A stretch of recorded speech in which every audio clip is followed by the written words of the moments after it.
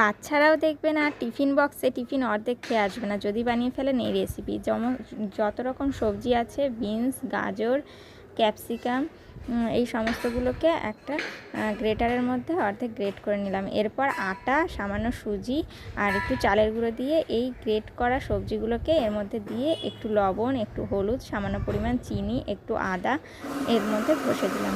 এরপর একটু জল দিয়ে ভালো করে মিক্সারটাকে ভালো করে মিশিয়ে নিলাম।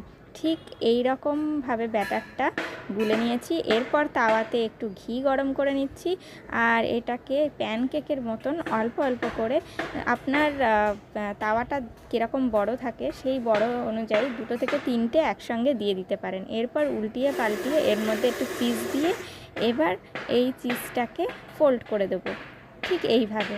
আর ভেতরে চিজটা বেশ ক্রিমি ক্রিমি ভাবটা চলে আসবে আর এটা খেতেও কিন্তু দারুণ হবে।